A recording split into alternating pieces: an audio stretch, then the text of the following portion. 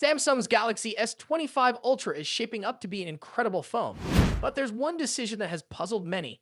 Samsung has removed Bluetooth and Air actions from the S Pen. Some users are frustrated, while others are simply confused about why Samsung made this change.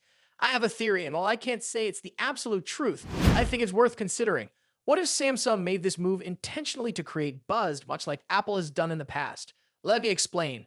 This idea was partly inspired by something tech YouTuber MKBHD once said. Apple sometimes makes strange design choices on purpose because they generate discussion. A great example of this is the Apple Magic Mouse. The charging port is inconveniently placed at the bottom, making it impossible to use while charging. It's an odd decision. It keeps people talking about the product, and despite the complaints, those who want a Magic Mouse still buy it. Now let's apply this thinking to the Galaxy S25 Ultra's S Pen. This phone is nearly perfect. It has top-tier hardware, optimized software experience, and refined design, but that also makes it kind of boring.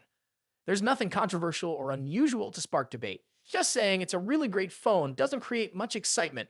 By removing Bluetooth from the S Pen, Samsung may have created a small but noticeable talking point. People who truly want the S25 Ultra will buy it anyway, just like Magic Mouse users accept the odd charging port. Meanwhile, the conversation around this strange decision keeps the phone in the headlines. If this was indeed Samsung's strategy, it was likely a carefully calculated move. They had to choose a feature that wouldn't significantly impact most users. Looking at the data, not many people were actively using Air actions, so removing Bluetooth from the S Pen was probably seen as the safest change, one that wouldn't hurt the phone's appeal but would still stir up discussion. And here's another possibility. Samsung could be planning to release a separate Bluetooth-enabled S Pen later. Once the controversy dies down, they might introduce an upgraded version, giving them another round of media coverage and consumer interest. Samsung has taken cues from Apple before, whether it's design elements, marketing strategies, or feature rollouts. Adopting this kind of marketing stunt wouldn't be out of character. Apple has used this tactic effectively for years, whether it's removing the headphone jack, switching to USB-C, or making polarizing design choices. Samsung could be doing something similar to keep the conversation going around their flagship device. Again, this is just a theory. We may never know Samsung's true intentions, whether planned or not. The removal of Bluetooth from the S Pen has certainly given people something to talk about.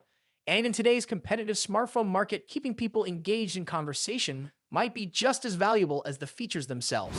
What do you think? Was this a calculated move by Samsung, or was it just a practical decision? Let me know in the comments below.